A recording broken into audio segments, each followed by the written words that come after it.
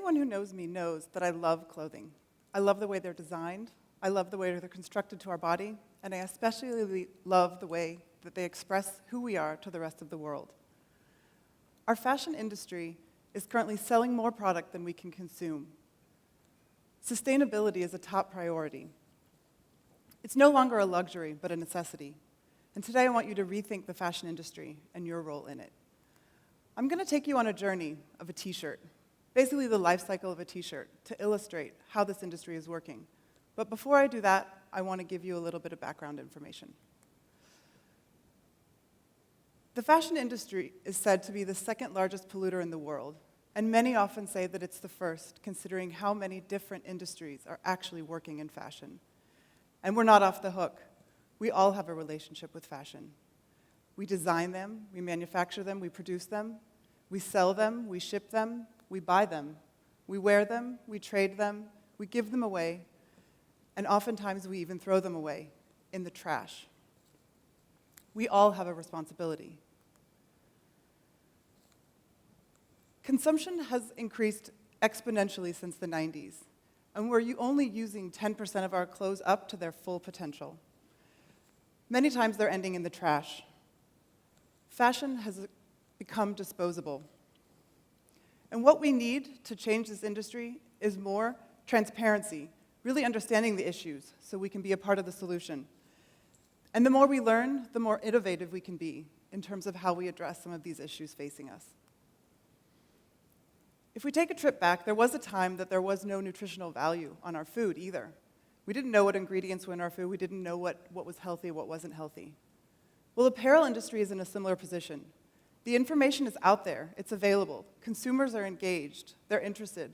But we have no guidelines, and we don't really know where to turn for the information. Currently, the only labels that are required on our clothes are washing instructions. There's nothing to tell us what the environmental impact is of that dress that you bought yesterday, or how long it took that garment worker to make those pair of jeans that you're wearing, or even what the working conditions were like for the worker who made your t-shirt. We need a way to compare the nutritional value of our clothing and have the ingredients and understand what was made and what was put in and how our clothes were made.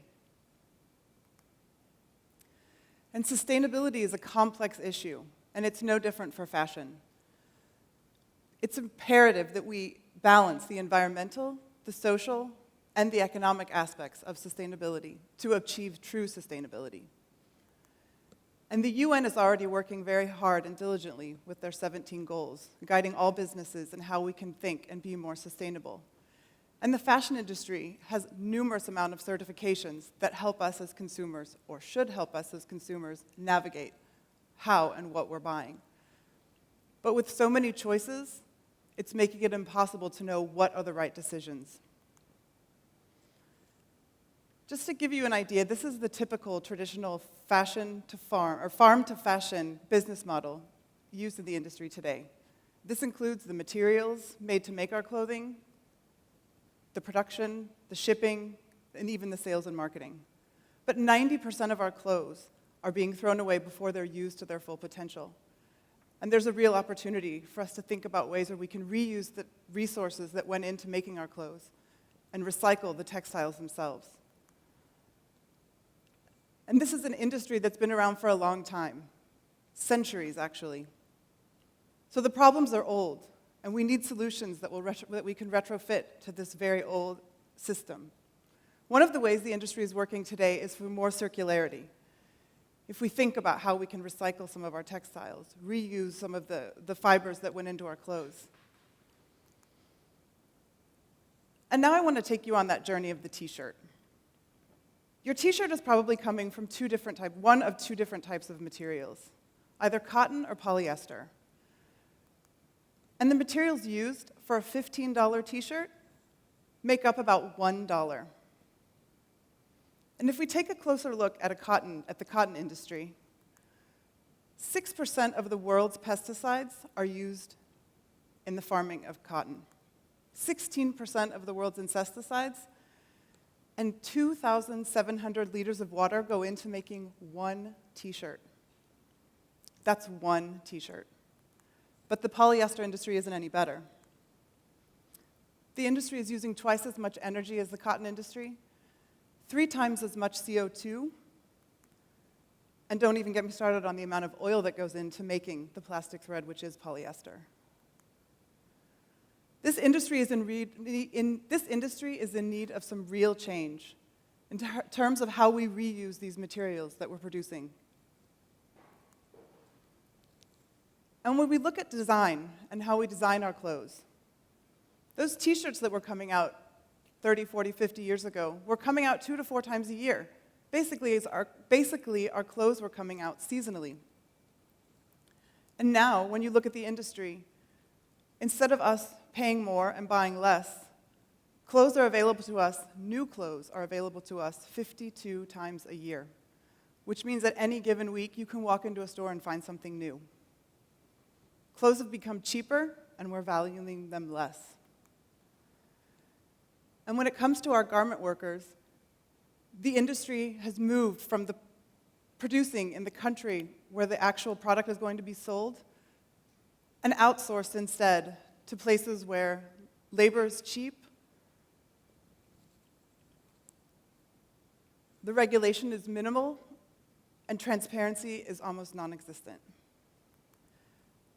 And today, in many countries, up to 95% of what's being produced and sold in the country that we're living in isn't made in our country. And in terms of this t-shirt again, we're still only at 20% of that $15. So what makes up the rest? There's a huge amount that's being spent on the shipping industry. We're shipping our clothes from the farm to the production house, from the garment factory to the retailer. Duties, taxes, fees to import, export our goods, and storage. If we can rethink this industry and think about how we potentially could bring back production to countries where we value the labor, value human rights, we could look at changing how the industry approaches working with fashion. And last, the number that's really astonishing for me, about 60% of that $15 t-shirt is going to a markup. And that markup includes the marketing and profit, but also the marketing. Companies and brands are spending billions of dollars marketing to you through advertising on social media, in movies and TVs, and in licensed product.